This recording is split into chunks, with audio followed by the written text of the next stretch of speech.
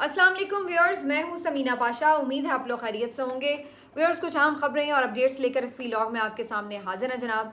एक तो आपको बताएंगे कि सुप्रीम कोर्ट से एक अहम फैसला आया है और एक साबिक जज को इंसाफ मिल गया।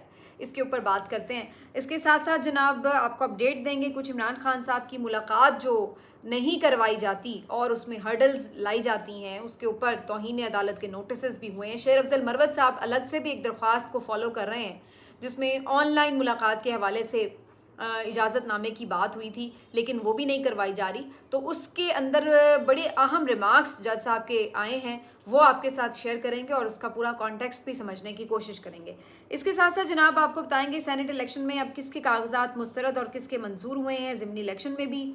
और फिर बात करेंगे फवाद चौधरी साहब के हवाले से, उनकी कुछ तबीयत नासाज है, उसके हवाले से भी खबर आ रही है। और फिर बात करेंगे शाहिद आफरीदी की भी, जिनका एक वीडियो वजाहती बयान सामने आया है, वो क्यों आया है उसके ऊपर भी बात करेंगे और उस वजाहती बयान के ऊपर भी बात करेंगे। तो काफ़ी कुछ है इस व्लॉग में। आपसे रिक्वेस्ट है कि चैनल को सब्सक्राइब कर लें अगर अभी तक सब्सक्राइब नहीं किया। तो सबसे पहले जी ज़रा सुप्रीम कोर्ट और अदालती मामलात की बात हो जाए। आज सुप्रीम कोर्ट ऑफ पाकिस्तान से एक अहम केस का फैसला आया है। ये फैसला जनाब इस्लामाबाद हाई कोर्ट के साबिक जज शौकत अजीज़ सिद्दीकी साहब का फैसला। ये शौकत अजीज़ सिद्दीकी साहब जो हैं, इनको बरतरफ कर दिया गया था और इनको जब बरतरफ किया गया था तो ज़ाहिर है इनके जो मराहत वगैरह थी, पेंशन्स थी, वो भी ख़त्म हो गई थी, जबकि अभी इनकी जो रिटायरमेंट की एज थी वो बाकी थी और इनको मिसकंडक्ट का मुर्तकिब करार देकर बरतरफ किया गया था। इन्होंने इस फैसले के खिलाफ एक अपील दायर कर रखी थी और जस्टिस काजी फायज ईसा साहब इस मामले को सुन रहे थे। इस सिलसिले में आज एक अहम पेशरफ्त हुई है और इस केस का फैसला आया है और शौकत अजीज़ सिद्दीकी साहब की जो उस वक्त की बरतरफी है उसको कलअदम करार दे दिया गया है और ये कहा गया है कि चूंकि अब उनकी एज 62 साल से ज़्यादा हो चुकी है तो उन्हें जज के ओहदे पर बहाल तो नहीं किया जा सकता, लेकिन बहरहाल उनकी जो बरतरफी है उसको बरतरफी ख़त्म करके उनकी रिटायरमेंट कंसीडर किया जाए, इसका उन्होंने ऑर्डर दिया है। और इस तरह से उनकी जितने भी वाजबात और जो भी पेंशन्स और मुराद होती हैं वो भी अब उनको मिल सकेंगी आगे से। तो जस्टिस शौकत अजीज़ सिद्दीकी साहब इस बात पर खुश हैं कि उनको इंसाफ मिल गया है। ज़ाहिर है एक जो उनके ऊपर ये दाग लगा था कि वो मिसकंडक्ट के मुर्तकिब हुए हैं, वो दाग भी धुला है और उसके साथ साथ उनके लिए ये भी आसानी हुई है कि आगे के लिए उनके जो मराहत वगैरह के मामलात हैं वो भी साफ़ हो गए हैं। लेकिन इसमें अब 2-3 बड़ी इंपॉर्टेंट चीज़ें हैं। पहली चीज़ तो इसमें यह है कि आखिर जस्टिस शौकत अजीज़ सिद्दीकी साहब के साथ ये मामला पेश क्यों आया था। तो जस्टिस शौकत अजीज़ सिद्दीकी साहब इस मामले में बड़े वाज़े थे और उनका ये मानना है कि उस वक्त के DGISI के कहने के ऊपर और ख़ास तौर पर जनरल फैज़ हमीद को वो मोरद इल्ज़ाम ठहराते हैं कि उनको बेसिकली ये सारा जो इन्हें निशाना बनाया गया था और इस वजह से उनका ये कहना था कि जो उनकी बरतरफी का अमल था वो इसको सिर्फ बहाना था, बेसिकली जो मिसकंडक्ट उन्हें करार दिया गया, अदरवाइज़ पीछे से ये इस्टेब्लिशमेंट के ईमा पर उनके साथ ऐसे हुआ था। लेकिन अब दिलचस्प बात यह है कि जस्टिस शौकत अजीज़ सिद्दीकी साहब को इंसाफ तो दे दिया गया, ये तो कह दिया गया कि आपकी बरतरफी गलत थी, लेकिन इस बात के ऊपर अदालत क्यों खामोश है कि जिन्होंने उनकी ये गलत बरतरफी की या जिन्होंने उनके ऊपर ये गलत किस्म का एक पूरा जुल्म किया, ज़्यादती की, तो उनको कब कटहरे में लाया जाएगा। यहाँ पर आके अदालत के फिर पर चलते हैं। यही वो बुनियादी नुक्ता है जिसके ऊपर मैं हमेशा बात करती हूँ कि हमारे यहाँ इवन साबिक़ जो फ़ौजी अफसरान हैं वो भी एहतसाब से बालातर नज़र आते हैं और उनको ओहदों से हटने के बाद भी अगर कोई अदालत तलब करना चाहे तो वो भी नहीं कर सकती, और अदालत तो क्या पार्लियामेंट भी तलब नहीं कर सकती। अभी कुछ दिन पहले ख्वाजा आसिफ का ये स्टेटमेंट आया था कि जनाब हम जनरल फैज़ और जनरल जो बाजवा हैं उनको बुलाना चाहिए पार्लियामेंट में, और बाद में हमने देखा कि ख़ुद आज़म नज़ीर तारड़ साहब जो कि वज़ीर कानून है और PMLN ही के रहनुमा है, उनकी तरफ से कहा गया कि जी उन्हें नहीं बुलाया जा सकता। तो ये एक हमें अभी तक समझ जाना चाहिए कि हमारा सिस्टम जो है वो इस तरह से चल रहा है कि यहाँ पर कुछ इदारे और कुछ शख्सियात हमेशा ही बाला रहती हैं कानून से और उनके हवाले से उन्हें, जिसको कहते हैं ना कि वो अनटचेबल लोग हैं, तो वो इस तरह का मामला उनके हवाले से अभी तक ख़त्म नहीं हो सका है। और यही वजह है कि जस्टिस शौकत अजीज़ सिद्दीकी साहब के केस में इवन जनरल फैज़ हमीद साहब को एक दफ़ा अदालत के कटहरे में खड़ा तक नहीं किया गया कि उनसे पूछा ही जाए कि भाई आपने अगर ये आप पे इल्ज़ाम आ रहा है तो इसके बारे में आप कहते क्या हैं। तो ये सारी कहानी है। इवन एक और जो केस वो था धरना वाला केस, जो फैज़ाबाद धरना केस है, उसमें भी उनका नाम आया था। तो उस वक्त भी इस हवाले से सिर्फ उनका एक तहरीरी बयान जारी कर दिया गया था उनकी तरफ से, जिसमें उन्होंने ये कहा कि भाई ये तो उस वक्त के जो गवर्नमेंट थी और वज़ीर आज़म थे उनका फ़ैसला था और वगैरह वगैरह, और उसके बाद वो हाथ झाड़ के साइड पे थे। लेकिन उसके बाद भी अदालत में इतनी जुर्रत नहीं थी कि वो इसके ऊपर उन्हें बुलाते और उनको एज ए पर्सन उसमें बुलाकर उनसे कुछ जरा करते। तो ये एक हमारे यहाँ फैक्ट है, इसको अब हम झुटला नहीं सकते। दूसरी तरफ हमने मज़ाहिर अकबर नकवी साहब को देखा कि जो खुद इस्तीफ़ा दे के रिटायर होने को उन्होंने प्रेफर किया, लेकिन उनको उनकी रिटायरमेंट को बरतरफी करार दे दिया गया। ये सुप्रीम जुडिशल काउंसिल का कुछ दिन पहले का फैसला है। तो ये दोनों जगहों पर हमने देखा है कि एक की बरतरफी को रिटायरमेंट कर दिया गया और दूसरे की रिटायरमेंट को बरतरफी कर दिया गया है। और ये जो एक सिलसिला, इसके ऊपर मैं अपनी वजाहत से बात कर चुकी हूँ पिछली वीडियो में, कुछ दिन पहले की वीडियो में, कि ये बेसिकली आपने रास्ता खोल दिया है कि जो रिटायर्ड जजेस हैं उनको किसी भी वक्त फिर इस तरह कटहरे में अब बुलाया जा सकेगा, किसी के ऊपर कोई भी इल्ज़ाम लगाया जा सकेगा और किसी की कोई भी रिटायरमेंट बरतरफी में बदली जा सकती है। अगर ये आपने एक रास्ता खोल दिया है कि आफ्टर रिटायरमेंट भी जजेस जो हैं उनको बुलाया जा सकता है। मेरा ख्याल है वैसे कोई भी शख्स हो, अगर मैं खुद इस बात की वैसे आइडियली समझती हूँ कि हामी हूँ कि कोई भी शख्स है, ये नहीं मतलब है कि अगर वो रिटायर हो गया है तो उसके बाद उसको इंडेमनिटी हासिल है कि उसने जो कुछ भी किया कराया उसको कोई पूछ ना सके। तो ये गलत चीज़ है, चाहे ये जुडिशरी में हो, चाहे ये आर्म फोर्सेस में हो। इसका बिल्कुल हिसाब किताब होना चाहिए कि कोई भी शख्स किसने ओहदे पर रहते हुए क्या किया है, उसको कोई पूछगछ का कोई मैकेनिज़्म उसके एहतसाब का होना चाहिए। बहरहाल किसी से इंतकामी कार्रवाई नहीं होनी चाहिए, लेकिन हमारे मुल्क में सिस्टम ही अजीब व गरीब है, या तो फिर इंतकामी कार्रवाइयाँ शुरू हो जाती हैं और या फिर कोई बिल्कुल ही अनटचेबल रहता है। तो जिसको हम सही तौर पर कहें कि एक निज़ाम इंसाफ है, वो हमें फिर इसी वजह से नज़र नहीं आता है। इसका एक ख़ुद इजहार और एतराफ़ जो है वो निज़ाम इंसाफ के लोग भी करते हैं। और आज इसी की एक मिसाल हमारे सामने है कि जब इस्लामाबाद हाई कोर्ट में आज शेर अफजल मरवत साहब इस हवाले से अपनी जो दरख्वास्त थी उनकी इमरान खान साहब से मुलाकात के हवाले से, उसके ऊपर दलीलें दे रहे थे, तो उन्होंने इसमें ये बात की कि देखिए आपने हुक्म भी दिया है कि हमें मुलाकात करवाई जाए और अगर पर्सनल नहीं भी इन पर्सनल नहीं करवाई जा सकती तो कम से कम वीडियो लिंक पर करवाई जा सके। इसका तो बाकायदा कोर्ट ऑर्डर मौजूद है, लेकिन इसके बावजूद भी ना तो इमरान खान साहब से किसी की वीडियो लिंक मुलाकात कराई गई, बल्कि जो लोग वकला जाते भी हैं मिलने के लिए, जो 3-4 वकला हैं जिनकी सिर्फ रसाई है, तो उनके बारे में भी शेर अफजल मरवत साहब भी उनमें शामिल हैं। और उन्होंने कहा कि उन्हें 1-1.5 किलोमीटर दूर खड़ा किया जाता है अडयाला जेल से, और वहाँ से वो फिर पैदल चल कर जाते हैं और इस तरह से उन्हें जानबूझकर तंग करने के लिए ये सारा किया जाता है मामला। तो इसके ऊपर फिर जो आज जज साहब ने रिमार्क्स दिए हैं, ये बहुत जगह रिपोर्ट हो रहे हैं और ये वो रिमार्क्स हैं कि जिसने पूरे सिस्टम को बिल्कुल एक्सपोज करके रख दिया है, जिसमें कोई अब पर्दा जो है बाकी नहीं रह गया। ये वो बात की है उन्होंने जो मुझे आपको सबको पता है, लेकिन जाहिर है कि अगर एक जज अपने मुंह से ये बात कह रहा है तो फिर उसके बाद बाकी क्या बचता है। जज साहब ने उन्हें ये कहा, जज साहब जस्टिस सरदार एजाज इसहाक साहब हैं, और उन्होंने ये बात की कि ये कैसी अजीब बात है कि अभी हमने कुछ दिन पहले देखा कि कोट लखपत जेल में मरीम नवाज साहिबा ने ऑनलाइन जो मुलाकात है या वीडियो कॉल है उसको करवाने के लिए एक सिस्टम का इफ्तिताह किया है, और दूसरी तरफ हम देख रहे हैं कि अडयाला जेल में ये सिस्टम के हवाले से जो जेल इंतज़ामिया वो कहती है कि जी ये तो कानूनी तौर पर जायज़ ही नहीं है, क्योंकि जो इसके जेल रूल्स हैं उसमें ये शिक ही नहीं है। तो इसमें या तो पहले तरमीम करनी पड़ेगी कानून में और फिर ये मुलाकात हो सकती है, अदरवाइज़ तो ये कानूनी तौर पर जायज़ ही नहीं है। तो फिर इस पर जज साहब ने ये बात की कि ये क्या बात हुई कि एक जेल में एक चीज़ जायज़ है और दूसरी जेल में वही चीज़ जो है आप गैर कानूनी करार दे रहे हैं। तो क्या वज़ीर आला को उस वक्त पता नहीं था कि ये गैर कानूनी काम है और वो जाके इसका सिस्टम जो है वो ऑन करके आ गई हैं। तो ये जस्टिस साहब ने जब बात की तो साथ में फिर उन्होंने ये मेंशन किया कि प्रॉब्लम ये है नहीं, प्रॉब्लम ये है कि बेशक हम ऑर्डर करें, बेशक इनके हाथ में ऑर्डर हो जेल इंतज़ामिया के, लेकिन असल में इनको ऑर्डर कहाँ से आ रहा है जो ये फॉलो कर रहे हैं वो असल बात है। और फिर उन्होंने ये बात की कि एक तरफ उनके हाथ में ये जेल ऑर्डर होता है, ये इस्लामाबाद हाई कोर्ट का या किसी भी कोर्ट का ऑर्डर होता है, तो दूसरी तरफ उनके या उनके किसी फैमिली मेम्बर के सर के ऊपर बंदूक होती है, तो वो फिर किसको फॉलो करेंगे, जाहिर है। और फिर साथ ही उन्होंने इस अलमिए को भी एड्रेस किया कि ये सिर्फ 1 या 2 या 3 जज साहिबान या किसी और 1 या 2-3 अफसरान की बात नहीं है। अगर हमने इस सिस्टम के ख़िलाफ़ आवाज़ उठानी है या इसको बदलना है तो फिर ये कम से कम 200-300 अफसरान जो हैं सीनियर अफसरान, उनको ये हिम्मत पकड़नी होगी, उन्हें ये नो कहना होगा। अगर वो ये गैर कानूनी अहकामात मानने से इनकार कर देंगे, उन तमाम लोगों के जो उन्हें अहकामात दे रहे हैं, जिनके अहकामात पर वो चल रहे हैं, तो फिर आप देखें कि सिस्टम ठीक होगा। अगर हम ये कहें कि जी एक शख्स मानने से इनकार कर दे तो वो तो बेचारा ज़ेर अताब आ जाएगा, उसकी तो ज़िंदगी बदल जाएगी।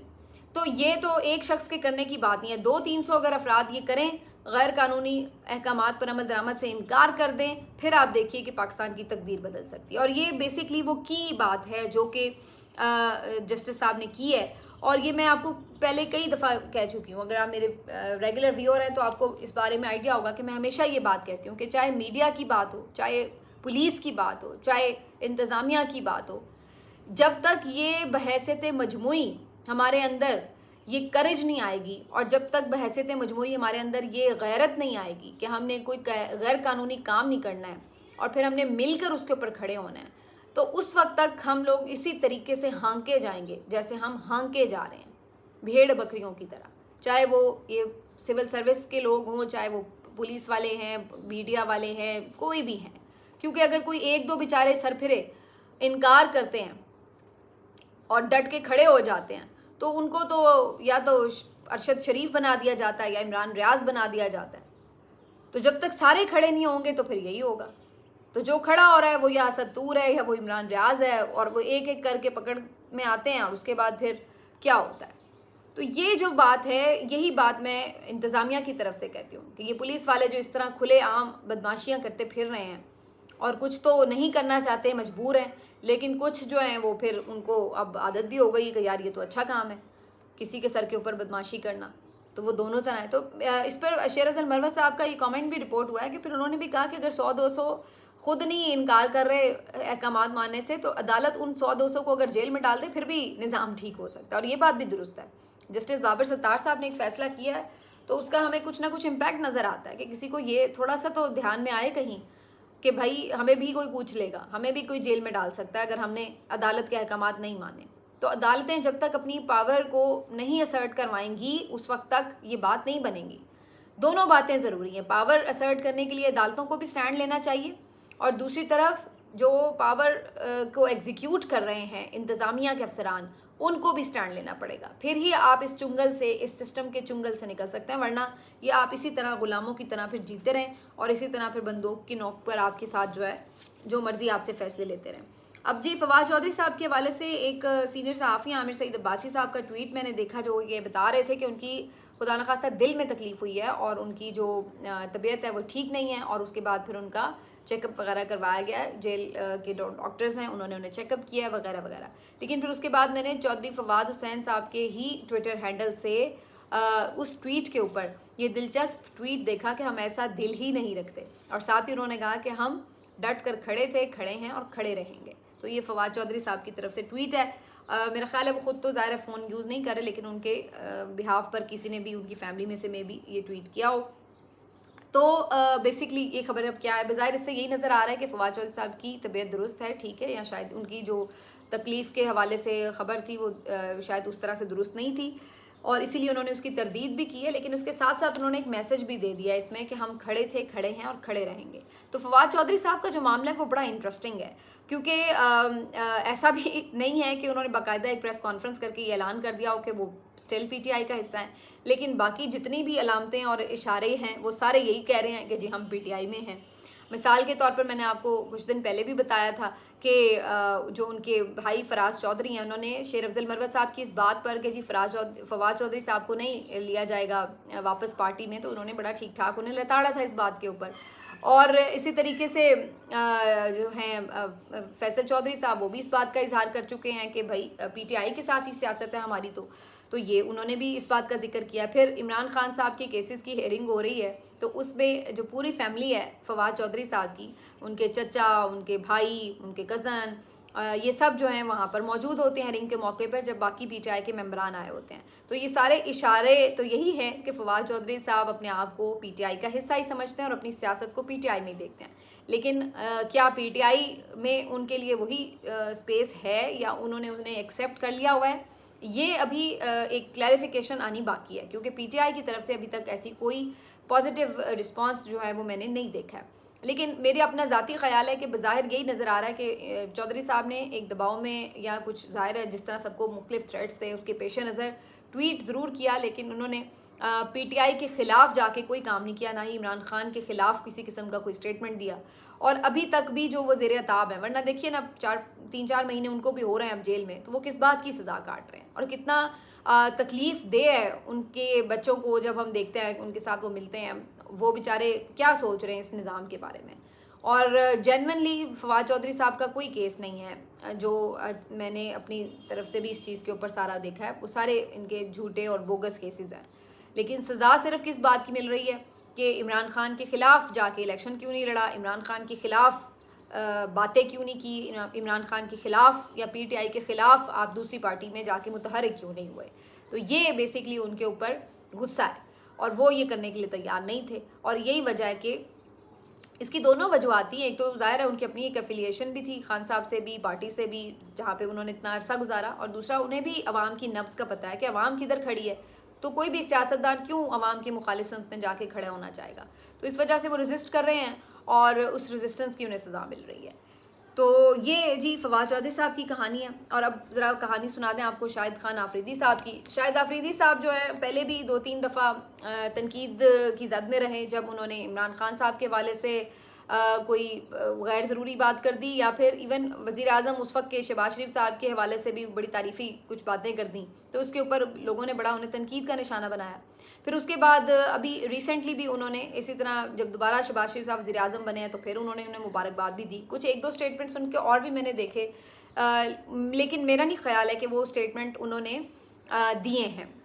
एक मैंने उनका स्टेटमेंट देखा जिसमें उन्होंने कहा जी कप्तान हो या कोई भी खिलाड़ी हो, सबको जो उन्होंने 9 मई किया उनको सज़ा होनी चाहिए।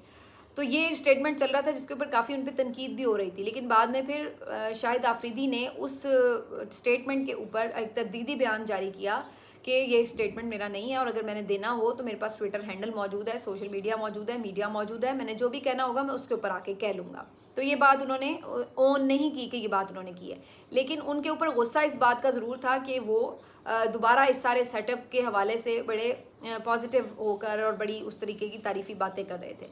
तो सब लोगों को मालूम है कि ज़्यादातर जो उनकी इस वक्त एक सियासी वाबस्तगी है वो पीएमएलएन या इस सारे सेटअप के हिस्से के साथ ही लगती है। हमें इस बात पे कोई एतराज़ भी नहीं, हर एक की चॉइस हो सकती है, जिसको जो भी पसंद हो। लेकिन जो पीटीआई वाले उन पर तनकीद कर रहे हैं, उसकी तनकीद की बुनियादी वजह क्या है? उसकी बुनियादी वजह ये है कि वो ये कहते हैं कि आप एक हीरो बनते हैं और आप कहते हैं कि आप जो है वो इसलिए कि जी हम सब अच्छे हैं, हम सब, हमारा सबका पाकिस्तान है, ये वो, तो अच्छी अच्छी आप बातें करते हैं, वो ठीक है। लेकिन ये तो बताएं कि जो मुल्क में जुल्म हुआ, जब मुल्क में नाइंसाफ़ी हो रही थी, तो उसके ऊपर फिर आपने आवाज़ क्यों नहीं उठाई?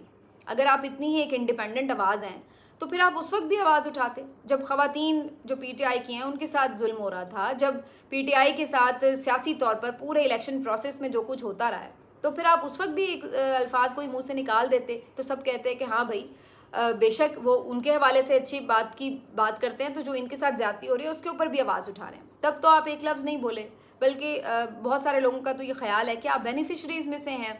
और फिर हमने देखा कि शाहीन आफरीदी जब कैप्टन बने तो उसके ऊपर भी पूरी एक कॉन्ट्रोवर्सी है। बहरहाल मैं उसकी तरफ नहीं जा रही, ना मेरे पास उसके बारे में कोई सॉलिड बात है, शवाहिद हैं, तो मैं उस पर कमेंट नहीं करूँगी। लेकिन ये उस वक्त भी तासुर था कि शाहिद आफरीदी साहब मुसलसल इन लोगों के साथ अगर कनेक्टेड हैं तो बेनिफिशरी भी हैं। तो इस वजह से वो ज़ाहिर है पीटीआई का जुल्म सितम उन्हें क्यों नज़र आता, या जो पीटीआई और बल्कि आम लोगों के साथ भी जो इवन लॉन्ग मार्चेज़ में हुआ, जिस तरह से लोगों के घर फैलांगे किए, जो जो कुछ होता रहा पंजाब में, उसके ऊपर तो आप कुछ नहीं बोले। तो फिर अब आप आके अच्छी अच्छी बातें करेंगे जी मिल के चलेंगे वो, तो फिर इस बात पे सब फिर आपके गुस्सा करते हैं, आप पे तनकीद करते हैं कि भाई ये तो इंतहा है बेहिसी की, कि ये जुल्म आपको नज़र नहीं आता, और जब सब हुकूमतें बन गई तो आप आ गए मुबारकबाद देने। तो इनके ऊपर जब ये तनकीद हुई तो साथ ही लोगों ने एक ट्रेंड चलाया कि जी बॉयकॉट किया जाए, इनके जितने भी बिज़नेस की मसनूआत हैं उनका बॉयकॉट किया जाए, इनका एक रेस्टोरेंट है उसका बॉयकॉट किया जाए, वगैरह वगैरह। तो 2-3 दिन से ये कैंपेन बड़ी चल रही थी। उसके बाद हमने देखा कि शाहिद आफरीदी साहब का एक वीडियो बयान जारी होता है, वज़ाती बयान, जिसमें बहुत से लोग इसके बारे में अल्फाज इस्तेमाल करें कि उनका सॉफ्टवेयर अपडेट हो गया, और फिर वो आके तफसील से बताते हैं कि जी इमरान खान साहब तो मेरे बड़े आइडियल रहे हैं, उन्होंने बहुत अच्छे काम भी किए हैं, और जब वो अपनी हुकूमत में भी अच्छे काम करते हैं उनकी तारीफ़ मैं करता हूँ कि जी उन्होंने सेहत कार्ड बड़ा अच्छा इनिशिएटिव लिया, वगैरह वगैरह। और साथ में फिर उन्होंने कहा कि जी लेकिन जब कोई अगर उनकी किसी फैसले से इख्तलाफ होगा तो ज़ाहिर है उस पर हमें इख्तलाफ करने का भी हक़ है।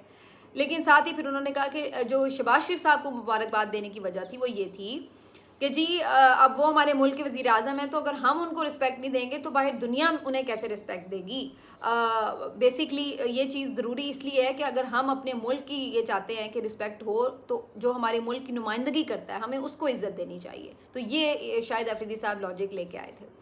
तो अब इस पर जवाब बड़ा सीधा सा है कि शाहिद अफरीदी साहब बिल्कुल आप दुरुस्त फरमा रहे हैं कि हमें अपने लोगों की, अपने जो ऑफिशल्स हैं, जो ओहदों पर हैं, उनकी रिस्पेक्ट करनी चाहिए, लेकिन उसके लिए ज़रूरी ये है कि वो जेन्युइनली जीत कर तो उन ओहदों पर बैठे। सारी दुनिया को नज़र आ चुका है कि ये जाली तरीके से इलेक्शन जीत कर और लोगों के मैंडेट को चोरी करके, बल्कि उसके ऊपर सरेआम डाका मार के वज़ीर आज़म बन बैठे हैं। और फिर भी हम ये समझ लें कि हाँ जी चलें आप बन ही बैठे हैं, डाका तो मार लिया है, तो लिहाजा जी आएँ अब इनको इज्जत दे दें। तो ऐसे नहीं होता। इज्जत तो जेन्युइन वज़ीर आज़म की होगी ना। जो एक डाका मार के वज़ीर आज़म बना है उसकी इज्जत कैसे होगी? इसका मतलब है कल को कोई भी जराइम पेशा शख्स आके अगर किसी बड़ी कुर्सी पे बैठ जाए तो हम उसकी इज्जत करना शुरू कर दें। कुलभूषण आके कल को वज़ीर आज़म बन जाए किसी वजह से, तो हम उसकी इज्जत करना शुरू कर दें कि चलें जी अब बैठ ही गया तो लिहाजा इज्जत कर लो। ये नहीं होता। ओहदों की इज्जत नहीं है, शख्सियात की इज्जत नहीं है। बेसिकली आपकी उस किरदार की इज्जत है कि जिसकी वजह से आप वहाँ पर आकर बैठे हैं, आप लोगों के सही तौर पर इलेक्टेड रिप्रेजेंटेटिव हैं, वेल एंड गुड। बेशक आप उसकी अगर आप उनसे इख्तिलाफ करते हो या उन्हें नापसंद करते हो या पसंद करते हो, इस बात से कतई नज़र, लेकिन अगर लोग आपको वोट करते हैं तो किसी को कोई प्रॉब्लम नहीं होना चाहिए, हमें भी कोई प्रॉब्लम नहीं होना चाहिए। भी लोगों ने अगर मुंतखब किया है तो भाई बिल्कुल दुरुस्त बात है। लेकिन अब तो ये एक रोज़े रोशन की तरह आया फैक्ट है कि आप जाली तरीके से जीत के आए, तो फिर कैसे आपकी रिस्पेक्ट हो। और फिर आपकी बिल्कुल दुरुस्त बात है कि जब आपकी मुल्क में रिस्पेक्ट नहीं है तो क्या बाहर इंटरनेशनल मीडिया को नज़र नहीं आया कि किस तरह के इलेक्शन हुए हैं, तो वो क्या इनकी रिस्पेक्ट करेंगे।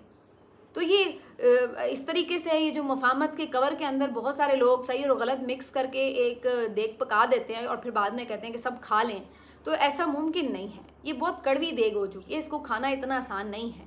हमें इस बात को आइडेंटिफाई करना होगा कि मुल्क का सिस्टम सीधा करें, गलत को गलत कहें, जुल्म को जुल्म कहें, इंसाफ को इंसाफ कहें, फिर भले वो किसी के साथ भी हो, फिर उसके बाद आगे बढ़ा जाए तो इसमें कोई हर्ज नहीं है। फिर उसके बाद अगर चीज़ें आप कहें कि जी सब मिलकर चल रहे हैं, ठीक है, फिर जो भी जेन्युइन ऑपोजिशन हो, फिर जो भी जेन्युइन हुकूमत हो, वो आपस में मिलकर चलें, मुल्क की फलाह के लिए, बहबूद के लिए आगे बढ़ें, सब उनकी तारीफ़ करें। लेकिन आप इस तरीके से डाका मारें खुलेआम और फिर उसके बाद कहें कि जी अब सब ठीक हो गया चलो जी आगे, ये मुमकिन नहीं होता। मिलते हैं आपसे अगले वीडियो में, अपना ख्याल रखिए, अल्लाह हाफ़िज़।